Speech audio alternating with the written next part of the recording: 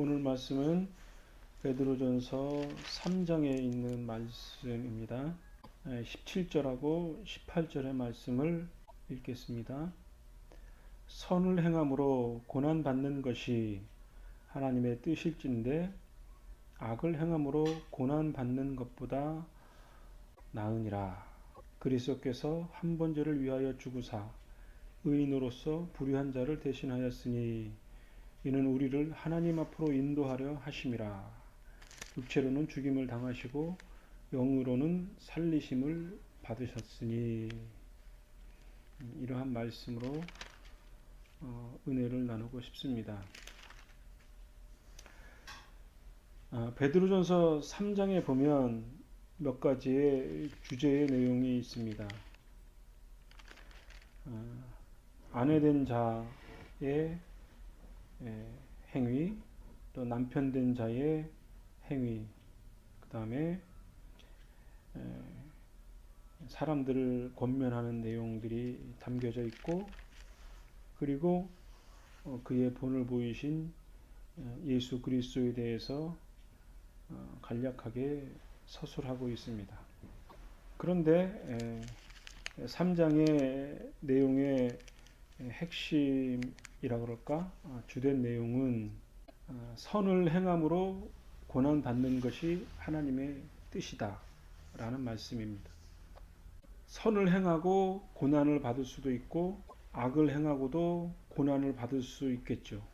그런데 세상의 일반 사람들은 악을 행함으로 고난을 받을 수 있겠으나 신자의 삶이라고 하는 것은 악을 행함으로 고난을 받는 것은 당연한 것이고 일반적인 것이지만 악행을 하면서 고난을 받는 것보다는 차라리 선을 행함으로 고난을 받는 것이 자기 자신 앞 떳떳하고 하나님 앞에 의롭다, 이렇게 베드로 사도가 권면하고 있는 거죠. 그 실례로 아내된 자들에 대해서 권면을 하기를, 쉬운 성경에 보면 조금 더 쉽게 기록되어져 있는데 이렇게 기록되어져 있습니다. 이와 같이 아내들은 남편에게 순종하십시오. 그러면 하나님을 멀리하고 그 말씀에 귀를 기울이지 않던 남편들도 아내의 순종하는 모습에 의해 하나님을 믿게 될 것입니다. 억지로 설득하려는 100마디의 말보다 온전한 행동이 남편을 감동시킬 것입니다. 이렇게 기록하고 있거든요. 그러니까 남편은 바깥 일을 주로 많이 하기 때문에 죄를 지을 확률이 많고 자기를 조절하지 못하기가 쉽겠죠. 그런데 그런 남편에 대해서 아내의 선한 행동을 통해서 남편이 구원을 얻게 될 수 있다, 그렇게 말하는 거죠.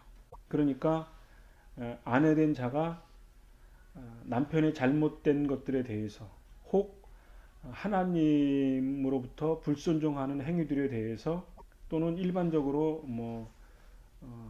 잘못된 행위에 대해서 서로 헐뜯고 삿대질하고 서로 고소하고 불화를 일으킬 수도 있겠으나 그렇게 되기보다는 인내하고 자기 자신을 절제하고, 그래서 남편에게 대항하지 않고 순종함으로 그 아내에 대해 정결한 행위를 보고 남편이 감동을 받아서 행복한 가정을 이룰 수 있을 것이다, 이렇게 권면을 하는 거죠. 아내들에 대해서. 그 예로 사라의 비유를 들기도 합니다. 또 하나는 남편에 대해서 권면하기를, 아내와 동거하고 아내는 남자보다 더 연약한 그릇이기 때문에, 그리고 생명의 은혜를 유업으로 함께 받을 자이기 때문에 그 아내를 남편들은 귀하게 여기라, 이렇게 말을 하는 거죠. 그리고 너희 기도가 막히지 아니하게 하라 이거죠. 우리가 사람을 이야기할 때는 뭐 이렇게 베드로 전서의 교훈처럼 아내와 남편 또는 자식들에 대해서 이렇게 뭐 분류할 수 있겠죠. 그러나 우리가 성경을 통해서 알 수 있는 기본적인 원칙은 하나님의 형상으로 창조된 사람의 모습, 하나님의 거룩한 신성에 따라서 인간을 존중히 대하라. 그것이 기본적인 원칙이죠. 남녀와의 관계에 있어서도 같은 뼈요, 같은 살이고 같은 피이기 때문에 서로 한 몸을 이루면서 살아라. 그것을 성경이 사람에 대해서 기본적으로 가르치고 있고, 그러한 인간의 하나님의 형상이 그리스도의 형상의 완전함에 이르도록 성령님의 충만하심을 받아라. 그리고 그의 원칙에 따라서 각각 처해진 상황에 따라서 아내된 자는 남편을 순종하고 가정을 잘 이끌고 단정하게 행하고, 그리고 마음과 정성을 다해서 하나님 앞에 값진 행위의 삶을 살아라. 그것이 선한 행위다. 남편은 아내를 귀히 여기고 존중히 여기고 꺼리낌이 없이 살아라. 그렇게 권면을 하고 있는 거죠. 결국은 이렇게 말할 수 있을 겁니다. 15절의 말씀에 너희 마음에 그리스도를 주로 삼아 거룩하게 하고 너희 속에 있는 소망에 관한 이유를 묻는 자들에게 대답할 것을 항상 예비하고 온유와 두려움으로 하고, 그리고 16절의 말씀처럼 선한 양심을 가지라. 이는 그리스도 안에 있는 너희의 선행을 욕하는 자들로 그 비방하는 일에 부끄러움을 당하지 아니하게 하려 함이라. 이렇게 권면하고 있는 거죠. 그러니까 인생을 살다 보면 뭐 완전하지 않기 때문에 우리의 잘못된 부분들이 드러날 수 있겠죠. 그럴 때 다른 사람들이 비방하겠죠. 예수 믿는 사람이 왜 저래? 예수 믿는 가정이 왜 저래? 그렇게 비방을 할 수 있겠죠. 그렇지만 그런 것들을 통해서 선한 뜻을 이루고 하나님 앞에 부끄러움 없이 살려고 하는 삶의 자세가 중요하다. 이런 생각을 갖게 됩니다. 좀 몇 주 지난 이야기인데 제가 그 페이스북에 신학 중고서적이라는 그런 뭐 저도 몇 번 구입을 하고 그랬었는데, 일반적으로 중고서적이라 하면 일반 서적보다 좀 저렴하잖아요. 근데 그 신학 중고서적에 보면 일반적으로 사용하는 사람들이 뭐 신학생이거나 뭐 목사님일 것 같은데, 아니면은 뭐 전문 중고를 취급하는 뭐 영업하는 행위 뭐 그런 사람들도 있을 거라고 생각합니다. 그런데 제가 좀 의아해했던 건 뭐냐면, 신학 중고서적이라 하면 일반 가격보다 뭐 일반 서적에서도 보면 10% DC를 하거나 한 10% 정도 적립을 해서 좀 정상 가격보다 좀 사실 저렴하게 좀 구입을 하거든요. 그리고 또 일정한 액수가 지나면 뭐 무료 배송도 해주고 그러는데, 근데 이제 이 사이트에서는 가격이 똑같은 거예요. 택배비 지불하면 가격이 똑같은 거예요. 그러면 뭐 제가 생각하기에 기독교인의 양식상 이건 좀 상식에 좀 어긋나지 않냐. 중고 서적이면 뭐 정상가보다 좀 저렴해야 될 텐데 그것을 취급하는 그 그리스도인들일 텐데 어떻게 가격이 정상 가격이랑 똑같은가? 뭐 좀 심하게 정직하게 말하면, 솔직하게 말하면 일반 뭐 사이트 같은 경우는 세금도 내고 작가들한테 인세도 포함되어 있고 뭐 그런 거 아닌가요? 그런데 이거는 그런 것도 안 내고 가격은 정상 가격이랑 거의 같거나 약간의 차이가 있을 정도 이니까 기독교인으로서는 좀 부정직하다. 이런 생각이 좀 들었거든요. 그 댓글을 달다가 이제 또 제 글에 이의를 제기하는 분들이 몇 분 있어서 저한테 뭐 꼰대라는 얘기도 하고 뭐 이런저런 얘기를 하다가 댓글을 달았더니 어느 순간에 보니까 페이스북에 제 그 계정이 삭제가 된 거예요. 폐쇄를 시켰겠죠. 그런 모습을 보면서 내 댓글이 좀 지나쳤을 수도 있을지 모르겠으나 그리스도인으로서 정직하게 사는 것 같지는 않다. 그런 생각이 들었습니다. 이런 행위가 선한 행위였는지는 판단하기 어렵겠으나 베드로 전서의 교훈처럼 선한 양심을 가지라. 그렇게 살아가는 것이 일반인들에게 떳떳하겠죠. 그러한 삶의 기독교인의 양식이 세상의 기준이 되어지고 저 사람은 믿을만해. 믿을 수 있어. 100%는 그렇지 않겠지만 그러한 신뢰감이 중요하다고 생각을 합니다. 그러니까 그런 모습들은 좀 부끄러운 모습이 아닌가 그런 생각을 갖습니다. 그러니까 원론적으로 말하면 남편은 남편의 올바른 행위, 아내는 아내의 올바른 행위, 그런 행위를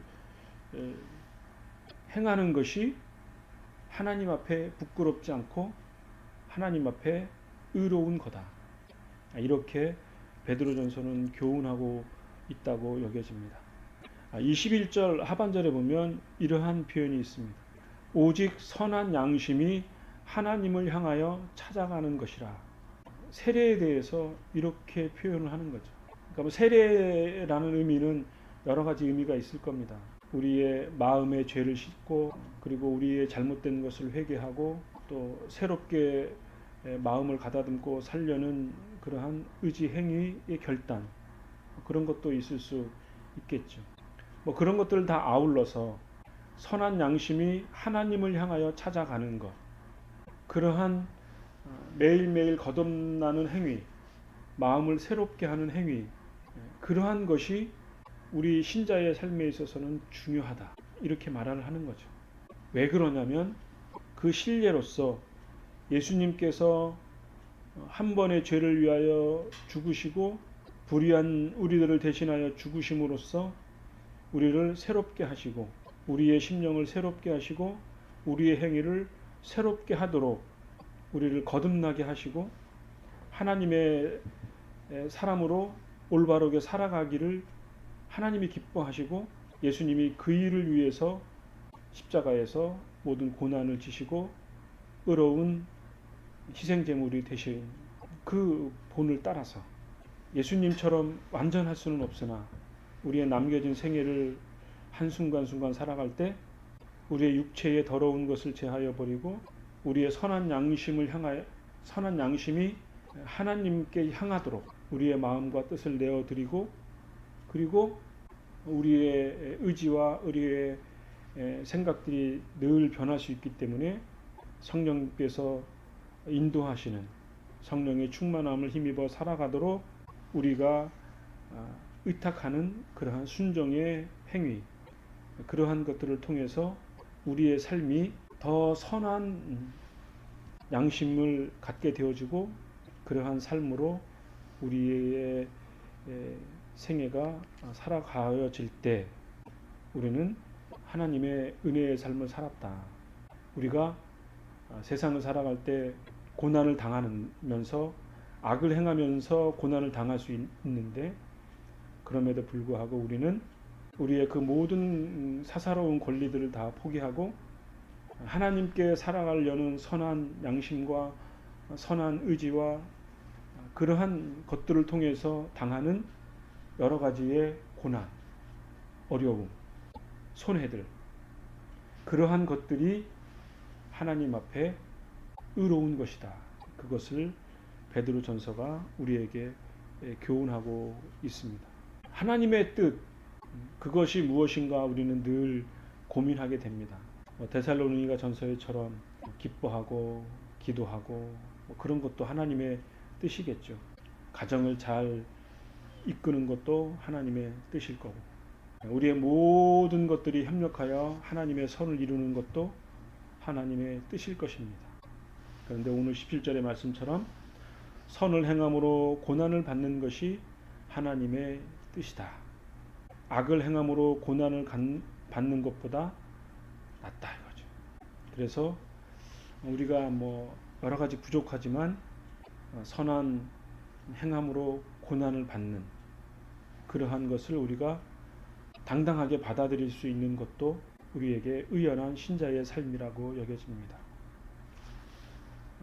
구정이 지났습니다. 새로운 한 해를 또 시작을 하면서 1월 1일 날 우리가 마음을 새롭게 잡았던 것이 많이 흐트러졌을 텐데 또 우리 한국은 또 구정이라는 이런 것들이 있어서 한 달 동안 실패한 것들을 다시 한번 이렇게 되돌아보고 마음을 다잡을 수 있는 계기가 되는 것도 유익하다고 생각합니다. 우리가 오늘 말씀처럼 선을 행함으로 고난을 받는 우리 신자의 삶이 되어질 때 하나님의 뜻을 이루고 하나님의 영광이 우리의 삶 가운데 드러나고 많은 사람들이 우리를 비웃을지 모르지만 그들의 내심 속에는 감동이 될 줄로 압니다. 앞에서 말씀드렸던 것 아내의 역할처럼 아내의 행위를 통해서 남편이 구원을 얻는다라는 말씀처럼 우리의 신자의 삶을 통해서 많은 사람들에게 구원의 감동을 끼칠 수 있는 그런 은혜의 삶이 우리의 삶 가운데 한 주간 동안 이루어지기를 간절히 바랍니다.